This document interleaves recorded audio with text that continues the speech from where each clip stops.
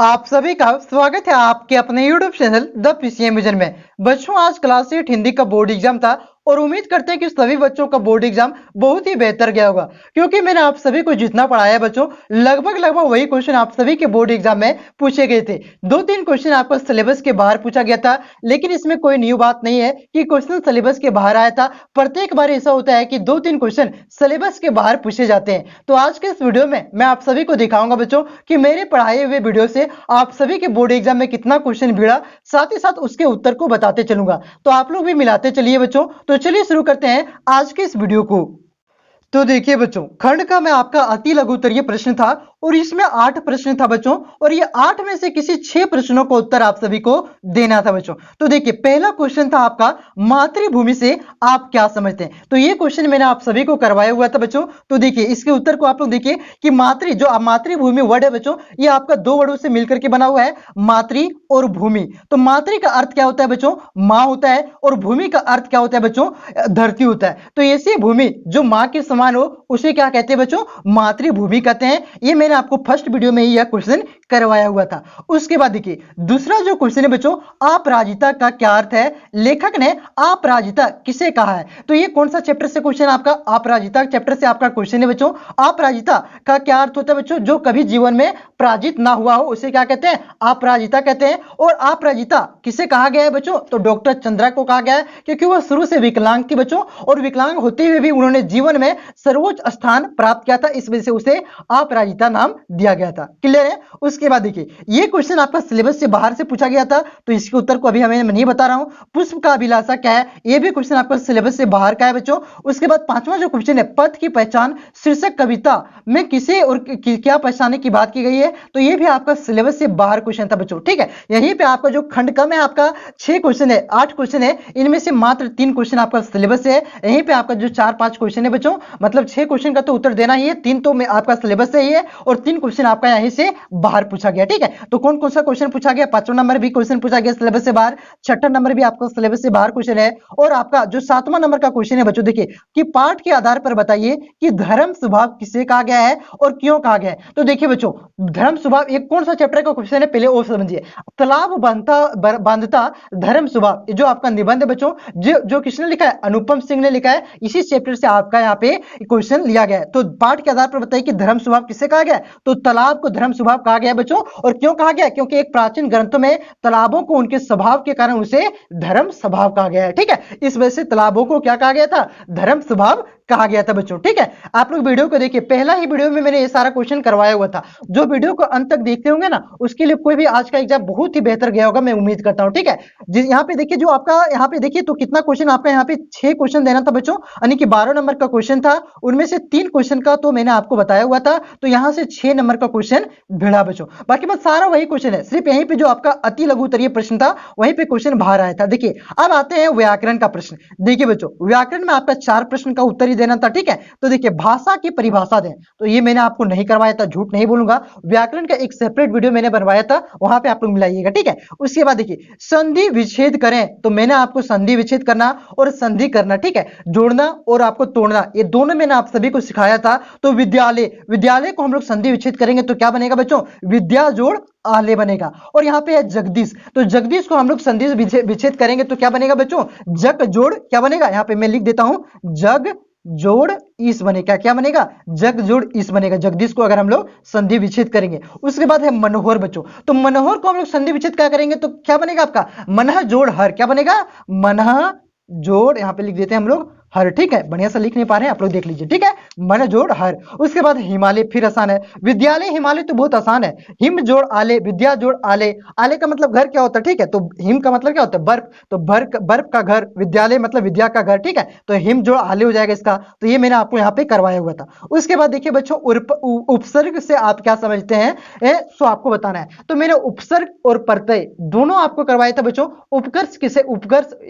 उपसर्ग किसे कहते हैं बच्चों? देखिए, जब कोई शब्द किसी दूसरे शब्द के पहले लग करके उस शब्द का क्या कर देता है बच्चों, मीनिंग को चेंज कर देता है, मतलब को चेंज कर देता है, उसे क्या कहते हैं बच्चों, उपसर्ग कहते हैं। ठीक है, और प्रत्यय क्या होता है बच्चों, अंत में लग करके, पहले अगर लग गया तो उसे क्या कहेंगे, उपसर्ग कहेंगे, और जो अंत में लगता है उसे क्या कहेंगे बच्चों, उसे कहते हैं प्रत्यय। तो मैंने आपको दोनों ये बताया हुआ था बच्चों। उसके बाद देखिए अगला क्वेश्चन है, एक प्रत्यय लगा करके शब्द बनाइए। अरे भाई ये मैंने आपको क्वेश्चन भी करवाया हुआ था। एक प्रत्यय यहाँ पे लगाएंगे तो क्या हो जाएगा, सामाजिक हो जाएगा। परिवार में एक प्रत्यय लगाएंगे तो क्या हो जाएगा, पारिवारिक हो जाएगा। भूगोल में लगाएंगे तो क्या हो जाएगा, भौगोलिक हो जाएगा। इतिहास में लगाएंगे तो क्या हो जाएगा बच्चों, ऐतिहासिक हो जाएगा। ठीक है, तो यहाँ पे मैंने कितना, यहाँ पे उसके बाद देखिए 13 नंबर का आपका जो क्वेश्चन है बच्चों, व्यक्तिवाचक संज्ञा और भाववाचक संज्ञा। तो ये मैंने आपको पढ़ाया नहीं था, क्वेश्चन नहीं करवाया था इसका, लेकिन वहां पे आप लोगों ने देखा होगा एक क्वेश्चन था, इनमें से कौन संज्ञा है, कोई वर्ड था आपका, इनमें से ये संज्ञा है क्या कि सर्वनाम, ये वहां पे पूछा गया था। तो वहां पे मैंने आपको संज्ञा किसे कहते हैं, सर्वनाम किसे कहते हैं,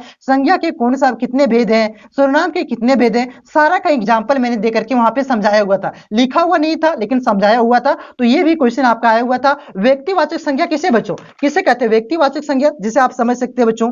वैसे शब्द को हम लोग व्यक्तिवाचक संज्ञा कहते हैं बच्चों, जिससे क्या होता है, किसी भी व्यक्ति का बोध हो, ठीक है, किसी भी वस्तु का बोध हो, किसी भी स्थान का बोध हो, उसे व्यक्तिवाचक संज्ञा कहते हैं। तो इसका एग्जांपल आप लोग देख सकते हैं, जैसे मेरा नाम हरेंद्र है, ठीक है, हरेंद्र हो गया आपका, जैसे आपका नाम राम हो गया, ठीक है, जयपुर हो गया, अमेरिका हो गया, ब्रिटेन हो गया, पाकिस्तान हो गया, जितने भी नाम तम आप लोग देख रहे हैं, ठीक है, उसे क्या कहते हैं बच्चों, व्यक्तिवाचक संज्ञा कहते हैं। उसके बाद देखिए भाववाचक संज्ञा। भाववाचक संज्ञा किसे कहते हैं बच्चों, जो भाव को प्रकट करता हो, किसी वैसे संज्ञा शब्द जो भाव को प्रकट करता हो उसे क्या कहते हैं, भाववाचक संज्ञा शब्द कहते हैं। जैसे हमें भूख लग गया, भूख को हम लोग देख पा रहे हैं क्या, ये भाव तो है ना कि हम देख तो थोड़े पा रहे कि हमें भूख लग गया, तो भूख भी आपका क्या है, ये वर्ड आपका संज्ञा है बच्चों। जैसे यहाँ पे मीठा, मीठा क्या हो गया आपका, ये मीठा खाने वाला मीठा नहीं, रसगुल्ला नहीं बात करें, जो मीठा लगता है आपको, ठीक है, खट्टा लगता है, मीठा खट्टा।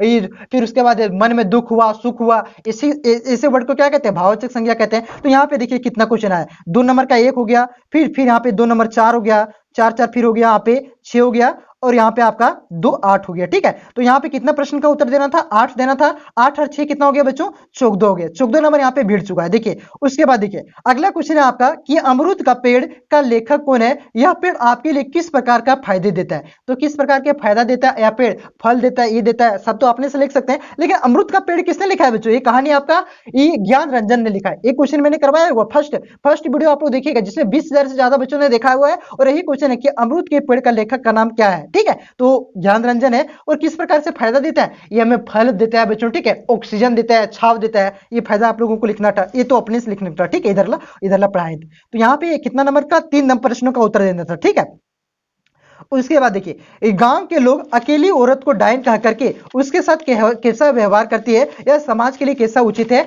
ये भी मैंने आपको करवाया हुआ है बच्चों, करवाया है। ठीक है, उसके बाद देखिए ये भी क्वेश्चन आपका अमरूद के पेड़ की कहानी से, ठीक है, वहां पे अंधविश्वास को दिखाया गया है। ठीक है, उसी वही क्वेश्चन, वही चैप्टर से आपका ये भी क्वेश्चन है। ठीक है, उसके बाद देखिए अगला क्वेश्चन, देखिए अगला क्वेश्चन है इसमें कि सम्राट अशोक, ये तो कराया नहीं सिलेबस के बाहर है। चलिए 3 ही क्वेश्चन का उत्तर आपको देना था। उसके बाद देखिए लेखक को इससे ऐसा क्यों लगता है कि बस का इंजन, वह इंजन के बस के सारी बस इंजन है और वह इंजन के भीतर है। तो ऐसा लेखक को क्यों लगता है बच्चों, क्योंकि बस पूरा खटा रहा था, हड़ हड़ करता था। ठीक है, इस वजह से उसको लग रहा था कि ये बस, जो सारी बस है बच्चों वही इंजन है, और वह जो सारे लोग हैं वह इंजन के भीतर है। ठीक है, ये भी क्वेश्चन करवाया हुआ था। उसके बाद देखिए कवि तुलसीदास जी के अनुसार परिवार या समाज का मुखिया कैसा होना चाहिए, तो मुख के समान होना चाहिए। कैसा होना चाहिए, मुख के समान होना चाहिए, और डिटेल में भी मैंने आप सभी को करवाया हुआ था बच्चों। ठीक है, तो खंड ग में आपका कितना क्वेश्चन आया बच्चों, देखिए दोनों, ये आपका यहाँ पे 3 ही क्वेश्चन का उत्तर देना था। एक क्वेश्चन आया था, 2 क्वेश्चन आया था, 2 क्वेश्चन आया था, और यहाँ पे आपका 3 क्वेश्चन आया था, यहाँ पे 4 क्वेश्चन, लेकिन 4 में से मात्र 3 ही क्वेश्चन का उत्तर आप सभी को देना था बच्चों। तो 14 और 12 कितना हो गया आपका, 26 नंबर का, 26 नंबर का क्वेश्चन आया हुआ है। अब देखिए बच्चों फिर से व्याकरण का क्वेश्चन है। तो यहाँ पे देखिए इनमें से किन्हीं 2 प्रश्नों का उत्तर देना है। अगर आप मुहावरा जानते हैं तो मुहावरा को बनाइए। ठीक है, उसके बाद यहाँ पे देखिए आपका जो कारक चिन्ह है उसके यहाँ पे सही मिलान करना था, इसको जानते तो इसको बनाइए, नहीं तो यहाँ पे पर्यायवाची शब्द लिखना था, उसको आप जानते हैं तो उसको लिखिए। ठीक है, यहाँ तो विलोम शब्द लिखना है, उसको जाना था तो उसको जानिए। तो यहाँ पे मैंने आपको लगभग जो कारक है बच्चों उसको छोड़ करके तीनों मैंने आपको बताया हुआ था। तो देखिए मिलाइए आप लोग उत्तर। देश प्रेमी का विलोम शब्द क्या हो जाता है बच्चों, देश प्रेमी का क्या हो जाता है, देश विद्रोह हो जाता है। ठीक है, देशद्रोही हो जाता है। ठीक है, उसके बाद देखिए अगला इसमें ईमानदार, ईमानदार का क्या हो जाएगा, उल्टा बेईमान हो जाएगा। बाहर का क्या हो जाएगा, अंदर हो जाएगा। झूठ का क्या हो जाएगा, सच हो जाएगा। तो मैंने यहाँ पे एक क्वेश्चन करवाया था। उसके बाद आप लोग यहाँ पे देख सकते हैं बच्चों, जो आपका पर्यायवाची शब्द है वो भी मैंने आप सभी को करवाया था। तो यहाँ पे आप लोग मिला लीजिए क्या लिखे हैं, आंख का क्या हो जाएगा बच्चों, आंख का दृष्टि नहीं कहते, दृष्टि दोष हो गया, ठीक है। आंख का दृष्टि कहते हैं, नेत्र कहते हैं, नयन कहते हैं, ठीक है। तो दो ही लिखना था, आप लोग कोई भी लिख सकते हैं। मैंने आपको बताया था कि पर्यायवाची शब्द का अगर लिखने को आए ना तो सोचिएगा, जो शब्द आए तो उस वर्ड के बारे में आप लोग सोचिएगा कि आप लोग आम बोलचाल के भाषा में उस वर्ड को और दूसरा दूसरा नाम से क्या कहते हैं। तो आंखों को क्या कहते हैं, दृष्टि भी कहते हैं, ठीक है। नेत्र भी कहते हैं, नेत्र दोष है, दृष्टि भी कहते हैं, ठीक है। नेत्रदान कीजिए नहीं कहते, नेत्रदान कीजिए, आंख मतलब आंख दान कीजिए। उसके बाद फूल, तो फूल को क्या कहते हैं बच्चों, पुष्प कहते हैं कि नहीं कहते हैं। उसके बाद कुसुम भी इसको कहा जाता है, ठीक है। उसके बाद देखिए, उसके बाद है सूरज।